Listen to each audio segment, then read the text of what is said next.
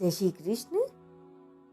मय्यावेश्य मनो ये माम नित्ययुक्ता उपासते श्रद्धया पर्योपेतास्ते मे युक्ततमा मताः। अध्याय 12 श्लोक 2। व्याख्या। भगवान ने ठीक यही निर्णय अर्जुन के बिना पूछे ही छठे अध्याय के 47वें श्लोक में दे दिया था, परंतु उस विषय में अपना प्रश्न न होने के कारण अर्जुन उस निर्णय को पकड़ नहीं पाए। कारण कि स्वयं का प्रश्न न होने से सुनी हुई बात भी प्रायः लक्ष्य में नहीं आती, इसीलिए उन्होंने इस अध्याय के पहले श्लोक में ऐसा प्रश्न किया। इसी प्रकार अपने मन में किसी विषय को जानने की पूर्ण अभिलाषा और उत्कंठा के अभाव में तथा अपना प्रश्न न होने के कारण सत्संग में सुनी हुई और शास्त्रों में पढ़ी हुई साधन संबंधी मार्मिक और महत्वपूर्ण बातें प्रायः साधकों के लक्ष्य में नहीं आती। अगर वही बात उनके प्रश्न करने पर समझाई जाती है तो वे उसको अपने लिए विशेष रूप से कही गई मानकर श्रद्धापूर्वक ग्रहण कर लेते हैं। प्रायः वे सुनी और पढ़ी हुई बातों को अपने लिए न समझकर उनकी उपेक्षा कर देते हैं, जबकि उनमें उस बात के संस्कार सामान्य रूप से रहते ही हैं, जो विशेष उत्कंठा होने से जागृत भी हो सकते हैं। अतः साधकों को चाहिए कि वे जो पढ़ें और सुने उसको अपने लिए ही मानकर जीवन में उतारने की चेष्टा करें। मय्या वैश्य मनो ये माम नित्य युक्ता उपासते। मन वही लगता है जहाँ प्रेम होता है, जिसमें प्रेम होता है उसका चिंतन स्वतः होता है। नित्य युक्ता का तात्पर्य है कि साधक स्वयं भगवान में लग जाए। भगवान ही मेरे हैं और मैं भगवान का ही हूँ, यही स्वयं का भगवान में लगना है। स्वयं का दृढ़ उद्देश्य भगवत प्राप्ति होने पर भी मन बुद्धि स्वतः भगवान में लगते हैं। इसके विपरीत स्वयं का उद्देश्य भगवत प्राप्ति न हो, मन बुद्धि को भगवान में लगाने का यत्न करने पर भी वे पूरी तरह भगवान में नहीं लगते। परंतु जब स्वयं ही अपने आप को भगवान का मान ले तो मन बुद्धि भगवान में तल्लीन हो ही जाते हैं। स्वयं कर्ता है और मन बुद्धि करण है। करण कर्ता के ही आश्रित रहते हैं। जब कर्ता भगवान का हो जाए तब मन बुद्धि रूप करण स्वतः भगवान में लगते हैं। साधक से भूल यह होती है कि वह स्वयं भगवान में न लगकर अपने मन बुद्धि को भगवान में लगाने का अभ्यास करता है। स्वयं भगवान में लगे बिना मन बुद्धि को भगवान में लगाना कठिन है। इसीलिए साधकों की यह व्यापक शिकायत रहती है कि मन बुद्धि भगवान में नहीं लगते। मन बुद्धि एकाग्र होने से सिद्धि समाधि आदि हो सकती है, पर कल्याण स्वयं के भगवान में लगने से ही होगा। उपासना का तात्पर्य है स्वयं अपने आप को भगवान के अर्पित करना कि मैं भगवान का ही हूँ और भगवान ही मेरे हैं। स्वयं को भगवान के अर्पित करने से नाम जप की चिंतन ध्यान सेवा पूजा आदि तथा शास्त्र विहित क्रिया मात्र स्वतः भगवान के लिए ही होती हैं। शरीर प्रकृति का और जीव परमात्मा का अंश है। प्रकृति के कार्य शरीर इंद्रिय मन बुद्धि और अहम से आध्यात्म ममता और कामना न करके केवल भगवान को ही अपना मानने वाला यह कह सकता है कि मैं भगवान का हूँ, भगवान मेरे हैं। ऐसा कहने या मानने वाला भगवान से कोई नया संबंध नहीं जोड़ता। चेतन और नित्य होने के कारण जीव का भगवान से संबंध स्वतः सिद्ध है, किंतु उस नित्य सिद्ध वास्तविक संबंध को भूलकर जीव ने अपना संबंध प्रकृति एवं उसके कार्य शरीर से मान लिया, जो अवास्तविक है। अतः जब तक प्रकृति से माना हुआ संबंध है तभी तक भगवान से अपना संबंध मानने की आवश्यकता है। प्रकृति से माना हुआ संबंध टूटते ही भगवान से अपना वास्तविक और नित्य सिद्ध संबंध प्रकट हो जाता है। उसकी स्मृति प्राप्त हो जाती है। नष्टो मोह स्मृतिर्लब्धा। गीता 18:72। जड़ता प्रकृति के सम्मुख होने के कारण अर्थात उससे सुखभोग करते रहने के कारण जीव शरीर से मैंपन का संबंध जोड़ लेता है, अर्थात मैं शरीर हूँ ऐसा मान लेता है। इस प्रकार शरीर से माने हुए संबंध के कारण वह वर्ण आश्रम जाति नाम व्यवसाय तथा बालकपन जवानी आदि अवस्थाओं को बिना याद किए भी स्वाभाविक रूप से अपनी ही मानता रहता है, अर्थात अपने को उनसे अलग नहीं मानता।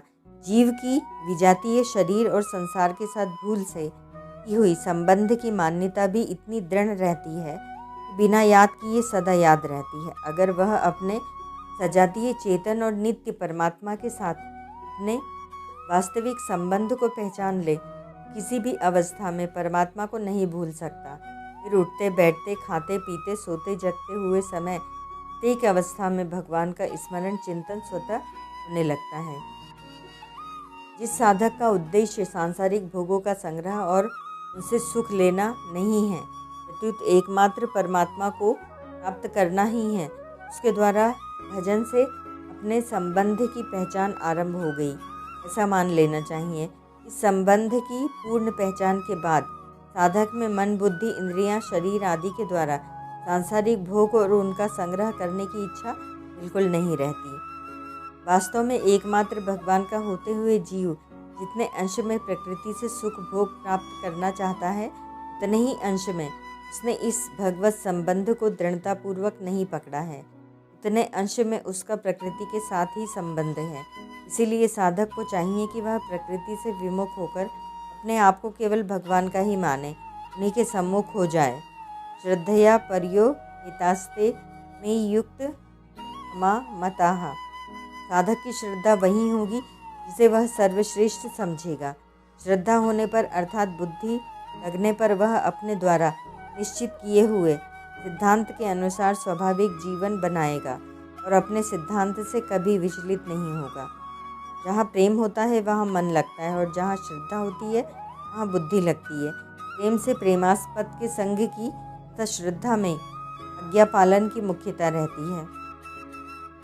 एकमात्र भगवान में प्रेम होने से भक्त को भगवान के साथ नित्य निरंतर संबंध का अनुभव होता है, कभी वियोग का अनुभव होता ही नहीं। इसीलिए भगवान के मत में ऐसे भक्त ही वास्तव में उत्तम योगवेत्ता हैं। यहाँ ते में युक्त तमा मतः बहुवचनांत से जो बात कही गई है, वही बात छठे अध्याय के 43वें श्लोक में स में युक्त तमो मतः एक वचनांत से कही जा चुकी है। विशिष्ट भाव सयोगी परमो मतः गीता 6:32, स में युक्त तमो मतः गीता 6:47, ते में युक्त तमा मतः गीता 12:2। इस प्रकार भगवान ने जो श्रेष्ठता की बात कही है, इसका तात्पर्य यह है कि मनुष्य कर्मयोग, ज्ञान योग आदि किसी भी मार्ग से चले, वास्तव में श्रेष्ठ वही है जिसको भक्ति प्राप्त हो गई है। कर्मयोगी और ज्ञान योगी को तो अंत में भक्ति प्राप्त होती है, पर भक्ति योगी आरंभ से ही भक्ति में लगा है, जो कि कर्मयोग तथा ज्ञान योग का फल है। इसीलिए वह सबसे श्रेष्ठ है। ज्ञान और भक्ति दोनों ही संसार का दुख दूर करने में समान है, परंतु दोनों में ज्ञान की अपेक्षा भक्ति की महिमा अधिक है।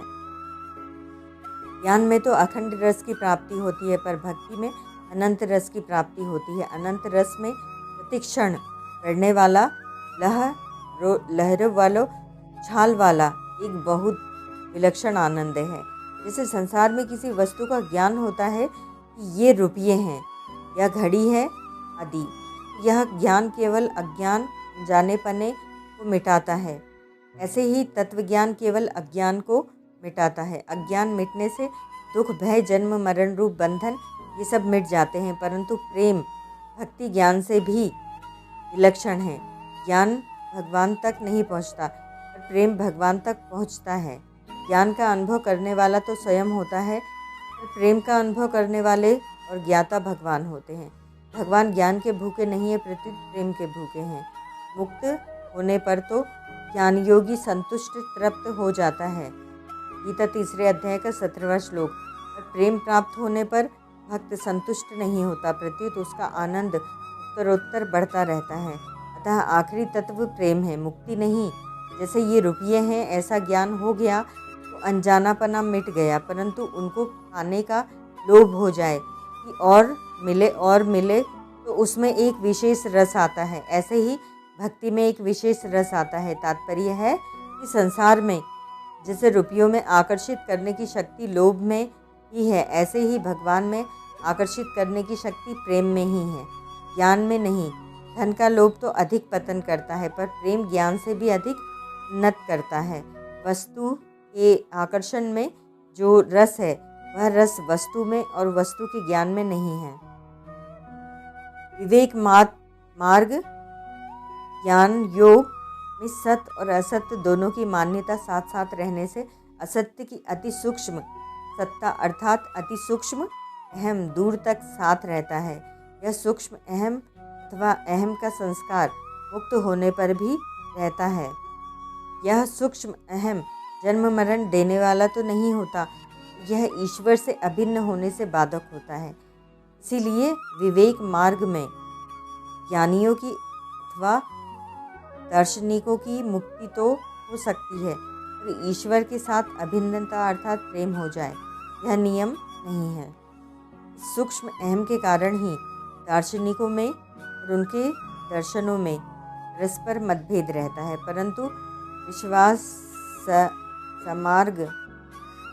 मार्ग भक्ति योग में आरंभ से ही भक्त एक ईश्वर के सिवाय और किसी की स्वतंत्र सत्ता नहीं मानता, इसीलिए वह ईश्वर के साथ अभिन्न हो जाता है। ईश्वर के साथ अभिन्न होने पर अर्थात प्रेम का उदय होने पर सूक्ष्म अहम तथा उससे पैदा होने वाले संपूर्ण दार्शनिक मतभेद सर्वथा मिट जाते हैं, अर्थात द्वैत अद्वैत द्वैताद्वैत विशिष्टाद्वैत आदि जितने भी मतभेद हैं वे सब वासुदेव रूप हो जाते हैं, जो कि वास्तव में हैं। इसीलिए वसुदेवः सर्वम का अनुभव करने वाले प्रेमी भक्त के हृदय में किसी एक मत का आग्रह नहीं रहता, प्रत्युत सबका समान आदर रहता है। किसी एक मत का आग्रह न होने से उसके द्वारा किसी का भी अनादर नहीं होता। तात्पर्य यह हुआ, ज्ञान की एकता में प्रेम की एकता श्रेष्ठ है।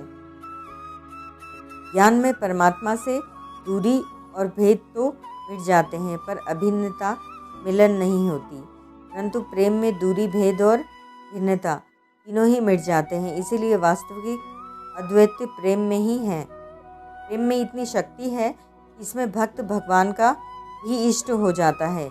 ज्ञान मार्ग वाले मुक्ति को सबसे ऊंची चीज़ मानते हैं, फिर वे मुक्ति से भी आगे की चीज़ प्रेमा भक्ति या पराभक्ति कैसे समझें।